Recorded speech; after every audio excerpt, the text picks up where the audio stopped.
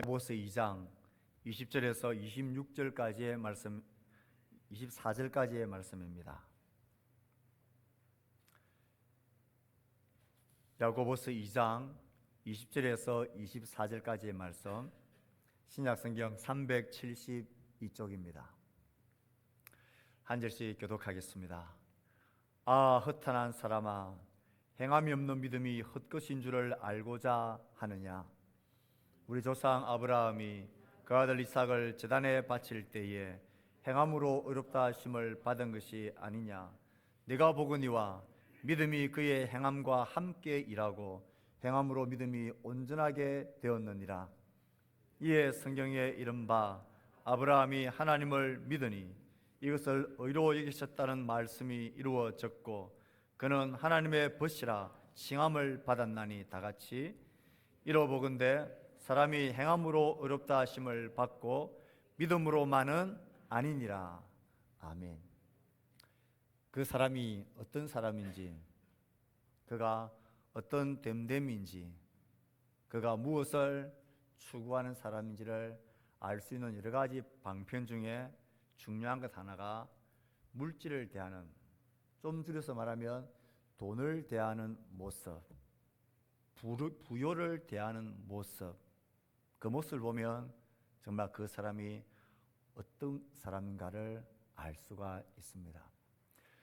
우리의 땅을 살아가면서 성도로서 만나게 되는 많은 시험거리들, 문제들이 있지만 그 대표적인 것 중에 하나가 부요에 관한 것입니다. 부와 가난, 돈에 관한 것입니다.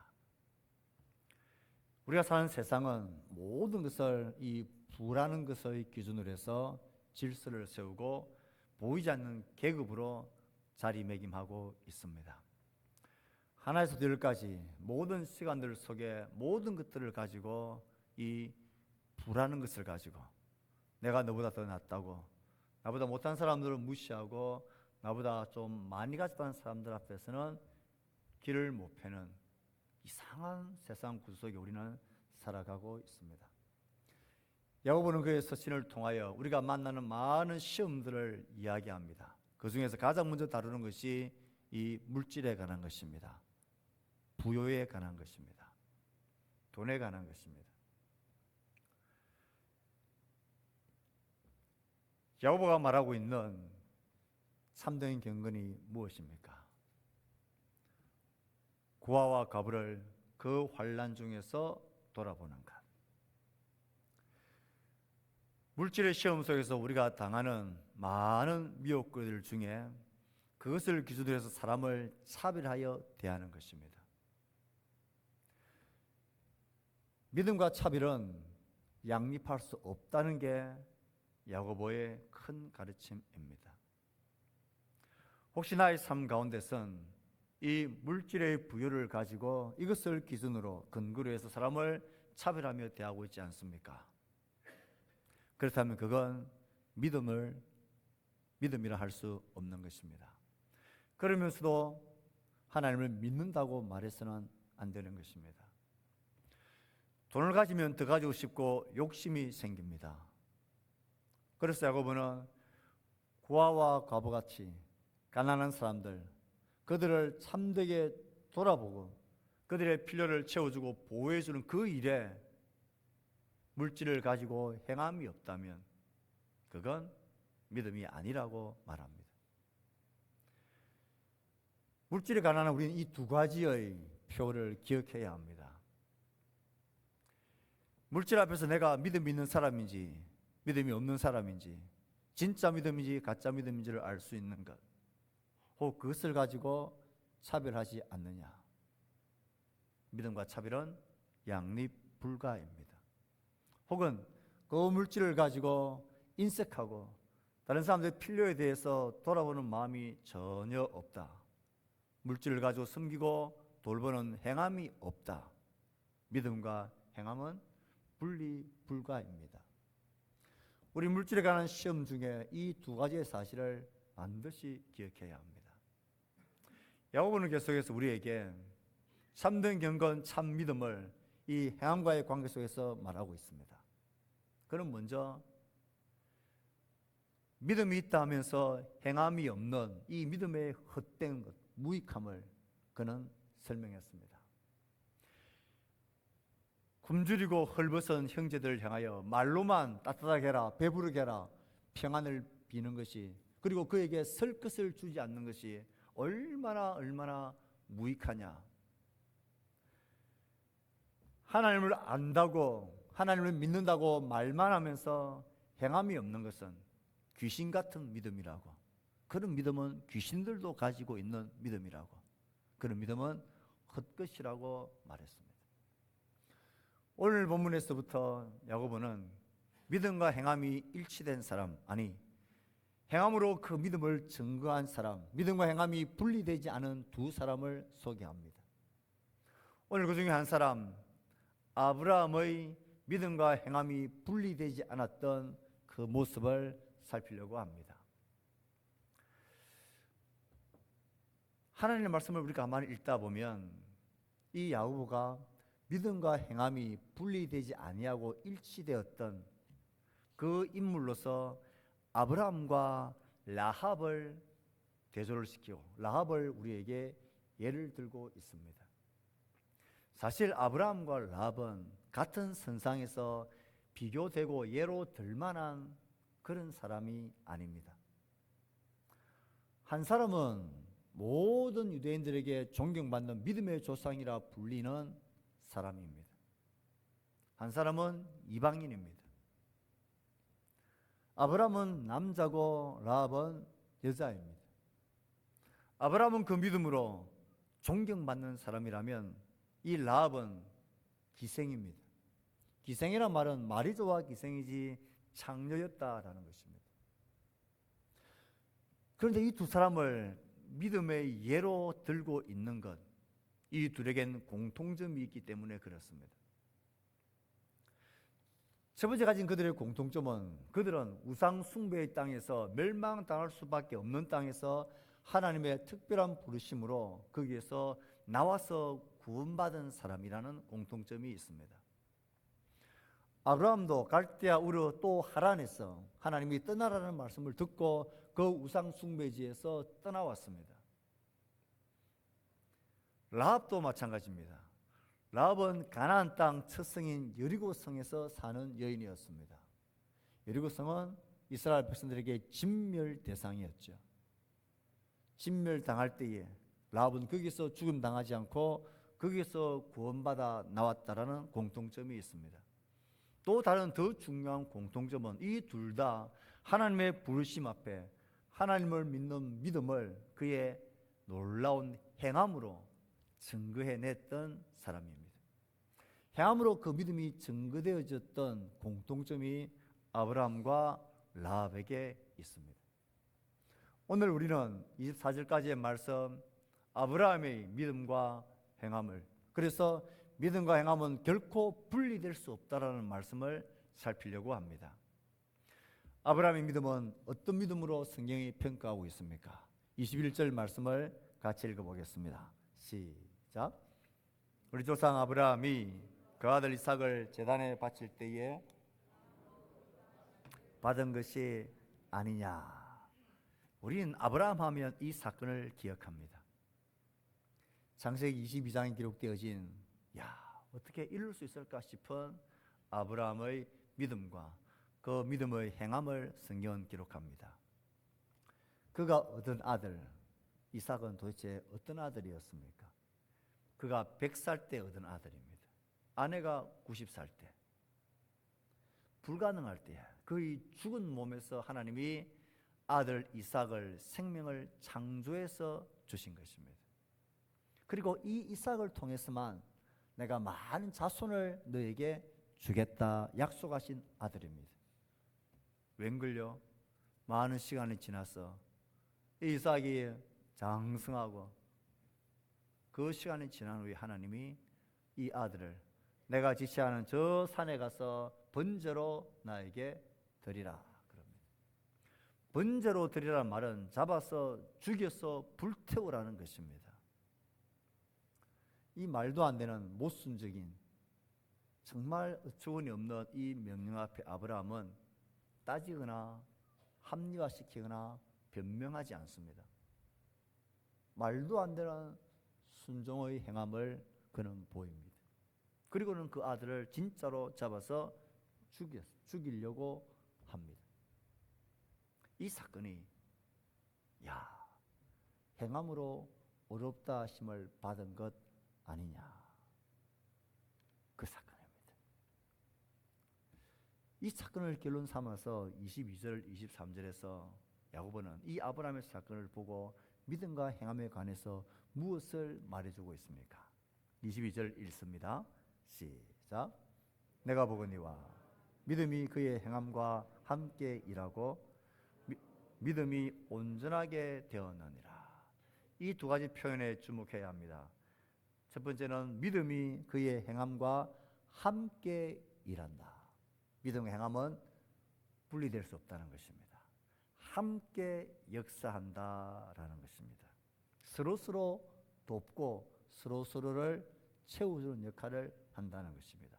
믿음 없이 행함이 따로 있을 수 없고 행함 없이 믿음이 따로 있을 수 없다. 믿음 행함은 구분될 수 있지만 분리는 안 된다. 분리되는 순간 그건 믿음도 아니고 그건 참된 행함도 아니라는 것입니다.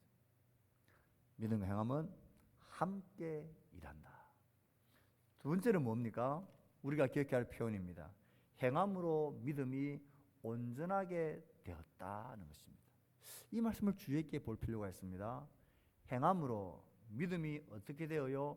온전하게 되었다. 그러니 어떤 믿음이 있다는 말입니까? 온전하지 못한 믿음, 아직은 온전하게 되지 못한 연약한 믿음이 있다는 것입니다. 그렇다면 그 믿음이 온전하게 되기 위해서는 뭐가 있어야 된다고요? 행함이 함께 일해야 된다는 것입니다. 행함으로 그 연약했던 믿음이 온전해진다. 이게 모리아산에서 그 아들을 잡아 하나님께 드리려고 했던 아브라함의 행함이 의로운 믿음으로 증거되어진 사실이 말해주는 믿음과 행함의 관계입니다. 우리는 하나님께 이렇게 기도할 때가 많습니다. 하나님, 나에게 돈을 좀 주세요. 돈을 주시면, 물질을 주시면 하나님과 교회를 위하여 내가 열심히 섬기고 할게. 또 이렇게 기도하죠. 하나님, 우리 아이들에게 지식을 주십시오. 그러면 이 아이들이 하나님을 위해서 사는 그런 아이가 되게 할게요. 하나님, 나에게 힘을 좀 주세요. 힘을 주시면 하나님의 영광을 위해서 살아가고 주님께 충성할게요. 이렇게 우리가 하나님께 기도를 열심히 하고 있으면 그 기도를 들으신 하나님이 우리에게 뭐라고 응답을 하실까요? 그래? 너 나를 위해서 먼저 살아보고 한번 뭐라도 해봐라. 그러면 내가 너에게 필요한 지혜도 주고 돈도 주고 건강도 주고 지식도 줄게. 먼저 하나님을 섬기고 하나님을 드러내는 삶을 너 한번 행해봐라. 그러면 지혜와 영광을 줄게.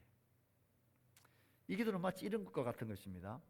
하나님, 시험 잘 쳐서 좋은 성적 받게 해주세요. 간절히 기도합니다. 그러면 하나님이 그 간절한 기도를 들으시고 뭐라고 응답하실까요? 일단 너 책을 펴서 공부를 시작해라. 그렇게 말씀하시겠죠. 믿음과 행함은 함께 일합니다. 그 행함으로 믿음이 온전케 되어집니다. 정말 사랑하기 힘든 사람이 있을 때에 우리 하나님께 기도합니다. 하나님, 사랑의 마음을 저에게 주세요.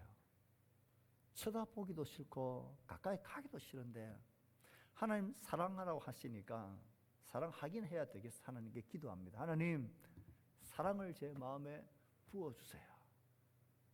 그렇게 기도하고 또 기도하면 어느 날 내 마음속에 사랑이 확 채워집니까? 하나님 시험 잘 쳐서 좋은 성적 받게 해주세요. 기도하면 시험을 치면 좋은 성적이 나옵니까? 좌상에 앉으라, 책을 펴라, 일단 공부를 시작해라, 그렇게 하시겠죠. 똑같습니다.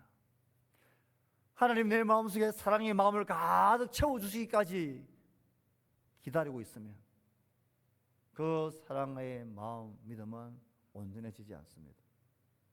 어떻게 하면 됩니까? 일단 그 사람에게로 가는 한 걸음을 내디뎌야 합니다. 한 걸음 내디디면 그 가는 한 걸음, 그 행하는 걸음 속에 희한한 마음이 그때 같이 생깁니다. 이전에 도무지 이해가 되지 않았던 그 사람의 알지 못했던 상황과 사정들, 형편이 어느 날 조금씩 내 마음속에 들어오기 시작합니다.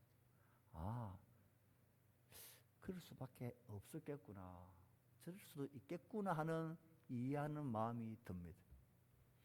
그렇게 꼴도 보기 싫었는데 그렇게 기도하고 한 걸음 또 한 걸음 내딛고 가까이 가면 그가 가련하게 여기지는 이상한 마음이 생깁니다. 지도 얼마나 사정이 급했으면, 지도 사람이네, 이전에 한 번도 가지지 못했던 그런 마음이 내 속에 생깁니다. 그런 마음은 막 기도하는 자리에서 부어지지 않고 기도를 하고 한 걸음 그에게로 다가가는 행동과 행함을 하려고 한 걸음 두 걸음 내딛다 보면 하나님이 그 걸음과 함께 그렇게 행할 수 있는, 사랑을 행할 수 있는 마음을 하나씩 하나씩 부어주시고 하나씩 내 속에 그 생각들이 채워지게 하십니다. 이것이 믿음과 행함이 함께 일하는 것이고 행함으로 믿음이 온전하게 되지는 원리와 똑같습니다. 야고보가 우리에게 말하고 있는 믿음과 행함의 관계를 기억하십시오. 믿음과 행함은 함께 일합니다. 그 믿음으로, 행함으로 믿음이 점점 온전해지는 것입니다. 그러므로 믿음과 행함이 분리되어져 있다면 그 믿음은 온전한 믿음이라 할 수 없고 결코 온전한 자리에 나갈 수 없는 것입니다. 믿음의 행위로 연약한 걸음을 한 걸음 내딛으면 그 걸음이 나의 믿음을 점점 온전하게 해 갑니다. 23절에서 야고보는 이 사실을 좀 더 결론 삼아 강조를 합니다. 우리가 왜 믿음의 행함으로 살아가야 하는지, 왜 믿음과 행함이 분리되면 안 되는지, 아브라함이 보여주었던 그 믿음의 행함, 그것으로 그에게 얻어진, 그에게 이루어진 결론이 무엇인지, 그가 어떤 결과를 얻게 되어졌는지를 23절에서는 두 가지로 우리에게 말합니다. 23절 말씀을 같이 읽어봅시다. 시작. 이에 성경에 이른바 이것을 의로 여기셨다는 말씀이 이루어졌고 그는 하나님의 벗이라 칭함을 받았나니. 이 모리아산에서 아들을 번제로 드리려고 하는 이 행함으로 말미암아 아브라함에게 일어난 두 가지 결과가 있습니다. 먼저 성경은 우리가 주의해서 가만히 보셔야 합니다. 이에 성경에 이른바 아브라함이 하나님을 믿으니 이것을 의로 여기셨다라는 말씀, 이 말씀은 하나님이 그에게, 그가 75살 되었을 때에 자식이 없어서 고민하고 있을 때에 하나님이 그에게 나타나셔서 내가 너에게 아들을 주겠다, 그렇게 하나님이 말씀하셨을 때에 그가 그 하나님의 말씀을 믿어버렸습니다. 그가 99살 되었을 때에도 내가 내년에 이맘때에 너에게 아들을 주겠다, 이렇게 하나님 말씀하셨을 때에 그가 그 하나님을 믿어버렸습니다. 그의 죽은 몸과 같은 생물학적으로는 불가능한 그 몸에서, 그 자기와 아내의 몸에서 아들을 주시겠다고 말씀하신 그 하나님을 믿어버렸습니다. 성경에 이른바 아브라함이 하나님을 믿으니 이것을 의로 여기셨다는 사건은 바로 그 사건입니다. 그러나 하나님이 그렇게 하실 수 있는 분인 것을 믿었습니다. 불가능한 일을 이루실 수 있는 분으로 그는 믿어버렸습니다. 그 믿는 믿음을 보시고 하나님이 그를 의로 여기셨다는 거예요. 그런데 그때 하셨던 의로 여기셨다는 그 말씀이 이루어졌다라고 말합니다.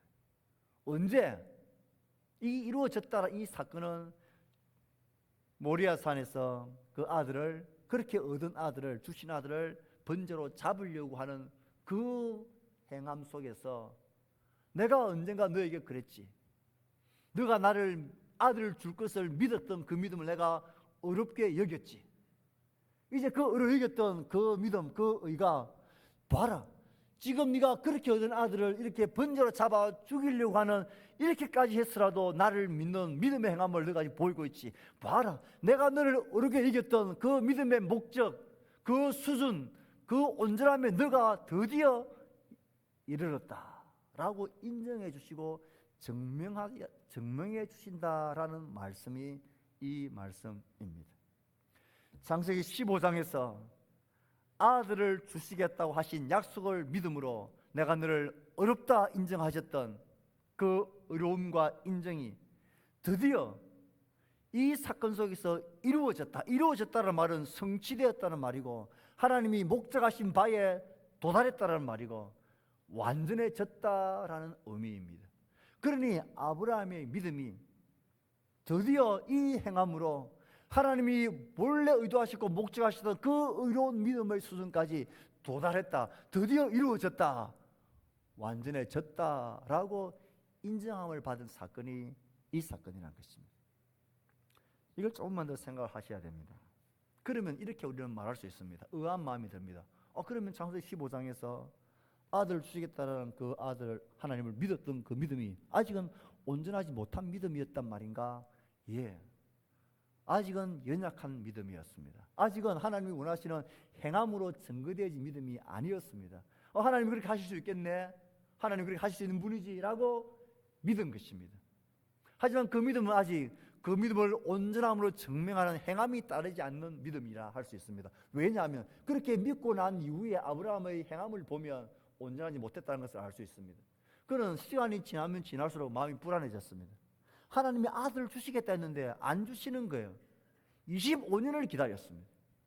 그 시간들을 기다리는 중에 10년이 지나도 아들이 안 주시는 거예요. 그래서 그가 다른 생각을 가졌죠.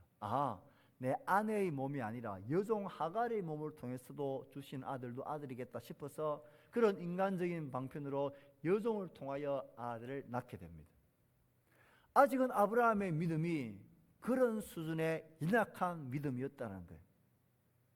그런데 그 믿음이 이제는 완전해지고 온전히 이루어졌는데 무슨 사건으로 온전히 이루어졌느냐?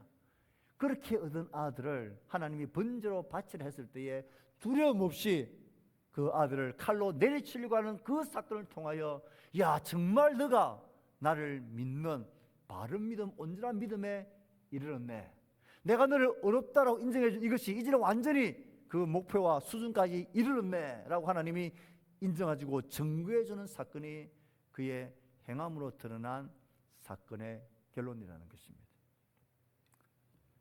그는 하나님을 믿었습니다. 죽은 몸 같은 나와 아내의 몸에서 아들을 창조해 주실 하나님을 믿었을 뿐만 아니라 중간에 헷갈려서 아내의 몸이 아니라 다른 방편도 생각하는 연약한 믿음이었지만 이제는 어떤 믿음에까지 도달했느냐?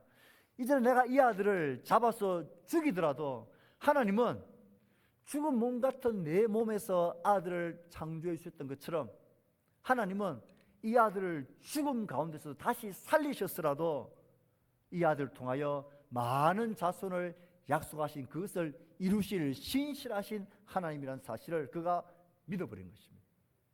그렇게 하나님을 믿고 있다는 사실이 이 아들을 번제로 바치려고 하는 그 행함으로 증거하고 드러났다라는 거예요.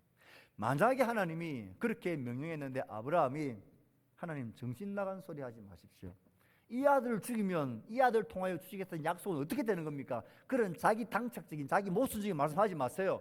그런 말도 안 되는 소리를 합니까? 하고 돌아서서 아들을 데리고 그냥 집으로 갔다면, 과연 그 아브라함의 믿음이, 하나님이 의로 여기셨던 믿음이 온전한 믿음, 온전한 의 가운데 이르를 수 있었을까?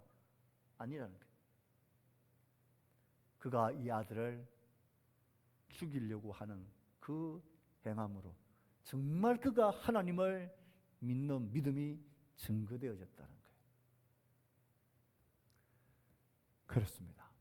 믿음과 행함이 분리될 수 없는 이유는 그 믿음과 행함은 함께 역사하여 믿음을 온전하게 하는 것이기 때문에 그렇습니다. 이 말을 거꾸로 말하면요, 나의 하나님을 향한 믿음이 5년, 10년 전에 은혜 받았던 그때의 감격, 그때의 결심, 그때의 다짐만으로 머물고 있다면 나의 믿음은 늘 그 자리, 아니 그 자리에 있는 바른 믿음일 수 없는, 온전함에 이르지 못하는 믿음, 행함으로 증거되지 않는 믿음일 수가 있습니다. 늘 나는 믿음이 있다라고만 착각하고 오해하고 속고 있는 믿음일 수 있다는 것입니다. 하나님이 우리를, 예수 그리스도를 십자가에 내어주시고 자신의 모든 것을 내어주심으로 우리를 하나님의 자녀 삼고 구원해 주신, 그래서 하나님이 우리의 구원자가 되시고 우리의 유일한 왕이 되시고 주가 되시고 아버지가 되신다는 이 믿음을 내가 진짜 가지고 있다, 내가 이 믿음이 있다라는 것은 5년, 10년 전에 내가 감동했던, 내가 마음에 깨달았던 그때의 사실과 깨달음 속에 그 자리에 멈춰 있을 수가 없습니다. 그렇게 하나님을 따르는 연약하고 넘어지는 걸음이지만 그 하나님을 향한 믿음의 행함들이 점점 증거되어지고 점점 내 속에서 경험되어질 때에 이제는 드디어 아들을 죽였으더라도 하나님께 바칠 수 있는 믿음, 그리고 그 죽음 가운데서 하나님 아들을 다시 살리셨으라도 신실하게 그 약속을 이루실 수 있는 하나님이라는 것을 믿는 믿음의 자리에까지, 온전한 믿음의 자리에까지 이르게 되는 믿음입니다. 여러분, 운동을 하는 법들도 마찬가지입니다. 수영이라는 것을 운동하시는 우리 성도들이 있는데요, 수영은 별로 어려운 게 아닙니다. 고개를 내밀어 물 밖에서 호흡을 하고 몸이 가라앉기 전에 한 팔, 한 다리를 자유롭게 딱딱 타이밍 맞춰서 물을 저으면 몸은 뜨고 호흡을 하면서 계속 수영할 수가 있습니다. 이 사실을 아무리 알고 아무리 깨닫고 100번 1000번 머리로 그 연상을 하고 생각을 하고 수고를 해도 실제로 수영이 되는 게 절대로 아닙니다. 그 암과 깨달음과 그 유익함과 그 이론에 대한 모든 것이 통달되어지더라도 그건 수영을 아는 게 아닙니다. 그 암과 수영에 대한 믿음과 지식이 물속에 들어가서 나의 몸과 행함으로 물도 마시고 호흡도 가파라 가면서 그렇게 자꾸 하다 보면 이 행함이 수영의 알매에 대한 믿음이 온전해지는 거예요. 결코 행함과 믿음이 분리되어진 이상 우리의 믿음은 온전한 믿음이 될 수가 없습니다. 그 믿음은 결코 우리를 구원에 이르게 하는 믿음일 수가 없습니다. 그건 귀신 같은 믿음, 헛된 믿음이라 할 수 있습니다. 마지막 한 가지 또 나타난 결과가 무엇입니까? 믿음과 행함으로 이 아브라함이 하나님으로부터 받은 칭호, 특별한 칭호가 있습니다.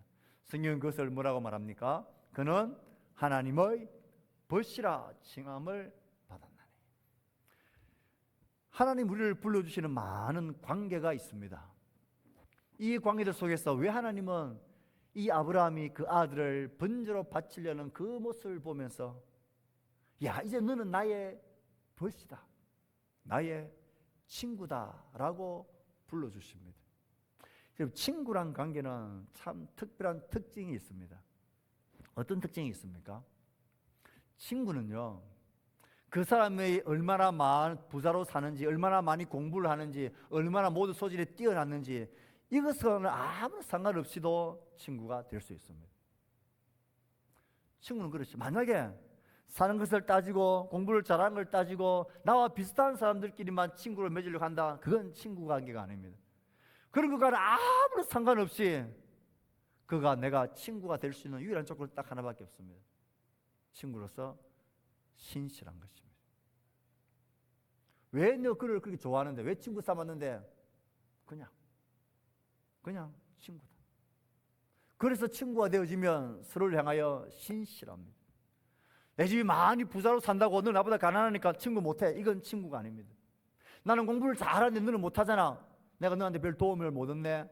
친구 못하겠다. 그건 친구가 처음부터 아닌 것입니다. 친구는 형편과 상황과 사정에 관계없이 서로를 향하여 친구로서 신실함이 있으면 친구는 가능한 것입니다. 그러므로 하나님이 아브라함을 친구라 불러주셨다라는 말씀은 하나님은 먼저 아브라함의 신실한 친구이셨습니다. 죽은 몸 같은 그에게도 하나님은 약속하신 대로 아들을 주셨고, 그리고 그를 통하여 수많은 민족들을 세워주셨습니다. 하나님 아브라함에게 신실하셨습니다. 그리고 아브라함도 연약한 그 믿음 속에서 이제는 신실하게 그 아들을 죽였으라도 하나님께 드릴 수 있는 신실함이 되어졌고, 하나님은 아들을 죽음 가운데서 다시 살렸으라도 이 약속을 이루실 수 있는 신실한 분임을 그는 믿어보고 또 그렇게 그것을 증거하고 보였습니다. 그러니 그가 하나님 앞에 신실함을 보였던 것입니다. 그래서 친구 관계가 될 수 있는 것입니다. 서로가 서로를 향해서 신실한 관계, 서로가 서로를 향하여 마음을 다하는, 최선을 다하는, 신뢰할 수 있는 관계, 그것이 친구 관계이죠. 진짜 믿음은 무엇입니까? 내가 하나님의 좋은 친구가 되는 것입니다.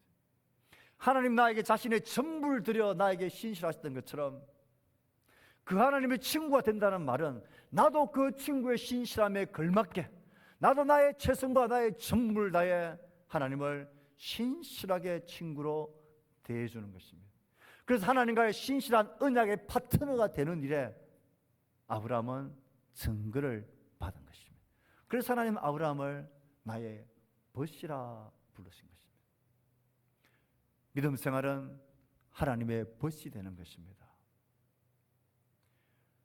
하나님의 친구가 된다는 것은 하나님의 친구로서 나에게 신실하셨던 것처럼 나도 나의 친구 되신 하나님에게 친구로서 나의 전부를 다하는 신실함으로, 변함없는 신실함으로 그에게 친구가 되어 주겠다라는 다짐입니다.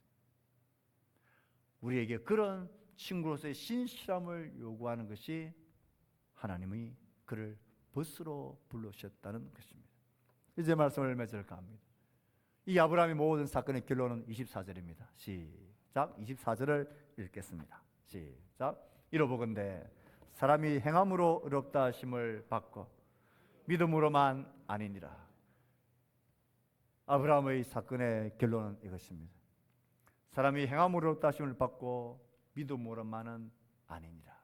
여기서 말하는 행함은 믿음의 행함입니다. 여기서 말하는 믿음으로만은 아니다 할 때 믿음은 행함이 없는 믿음으로만은 아니다라는 것입니다. 사랑하는 성도 여러분, 하나님이 우리를 친구 삼기 위해서, 예수님이 우리를 친구 삼기 위해서 자신의 전부를 우리에게 신실하게 주셨습니다. 그리고 우리에게 친구가 되자고 우리를 불러주십니다. 믿음은 하나님의, 예수님의 신실한 친구가 되는 것입니다. 그를 향하여 믿는다면 당연히 행함으로 그 믿음이 증거되어지는 신실함이 믿음인 것입니다. 너무나 세계적으로 잘 알려진 프랑스 고객사, 일명 위대한 블롱댕이라 불리는 프랑스의 고객사가 있습니다. 그의 본명은 장 프라수아 그라벨레입니다. 이 사람은 믿음을 주제로 한 수많은 설교에 빠지지 않고 예화로 등장하는 바로 그 사람, 나이아가라 폭포를 외줄타기로 걷는 사람, 그 사람입니다. 그는 35살 때 처음으로 나이아가라 폭포를 건너기를 시작했습니다. 수도 없이 건너갔습니다. 눈을 가리고 건너기도 하고 매니저를 업고 건너가기도 하고 손수를 밀면서 건너가기도 했습니다. 많은 사람들이 그에게 칭찬을 하고 격려를 보내고 그가 건너가는 현장에 구경을 왔습니다. 한 분은 그의 외줄타기를 영국의 왕자가 구경하러 왔습니다. 그날도 이 위대한 블롱냉은 거침없이 폭포를 건너갑니다. 이를 본 영국 왕자는 감탄을 금하지 못합니다. 그리고는 당신이 그렇게 할 줄을 나는 믿었다고, 조금 더 심하지 않았다고 박수를 보내고, 어떻게 그렇게 놀랍게 길을 건널 수 있느냐고, 그 외길을 탈 수 있느냐고 그렇게 박수를 하고 칭송을 했습니다. 그 소리를 들은 그가 그렇게 물었죠. 왕자에게 말합니다. 왕자님, 내가 당신을 업고 지금 폭포를 건너가게 해주겠다면 건너가게 해주겠습니다. 그러면 저에게 큰 영광이겠습니다. 내 등에 업히십시오. 당신이 믿는 대로 외줄을 안전하게 건너가겠습니다. 자, 얼른 업히십시오. 그 제안을 이 영국 왕자가 받아들였을까요? 거절했을까요? 그는 거절했습니다. 받아들이지 않았습니다. 이 왕자는 알았습니다. 그가 얼마나 외줄을 잘 타는지, 얼마나 많은 폭포수를 안전하게 건너갔는지, 그의 능력과 그의 신비한 노력 속에 경탄을 하고 박수를 보내고 그를 칭송하고 그에게 놀라운 영광을 돌렸던 사람입니다. 그리고 그것이 좋아서 그저 구경하러 현장까지 온 사람입니다. 그리고 크게 박수 쳤습니다. 그럴 줄 알았다고, 역시 당신은 잘 건널 줄 안다고 믿는다고, 다른 사람은 못해도 당신은 그럴 수 있다라고. 그런데 그는 그 외줄에 자신을 맡기지 못했습니다. 이건 믿는 게 아니라는 것입니다. 우리의 신앙생활에 우리가 믿음으로 건너가야 할 외줄은 수없이 많습니다. 그 대표적인 줄이 바로 부라는 외줄입니다. 폭포수같이 험난한 부와 가난이란 이 문제가 우리를 위협합니다. 그때 여러분 기억하십시오. 그것을 가지고 사람을 차별하는 것은 믿음이 아닙니다. 그것을 가지고 행함이 없는 것도 믿음이 아닙니다. 우리의 삶 가운데 이 믿음의 외줄을 흔들리지 말고 주님을 손 붙들고 걸어가시길 바랍니다. 주께서 여러분의 믿음을 인정해 주시고 온전케 해주시는 기쁨과 감격이 부유함이 있게 될 것입니다. 믿음과 행함은 결코 분리될 수 없다는 사실을 기억하고 하나님의 신실한 친구로 살기를 결심하는 우리 모두가 되기를 주의 말씀으로 축복합니다. 우리 주님 말씀을 생각하며 찬송합시다.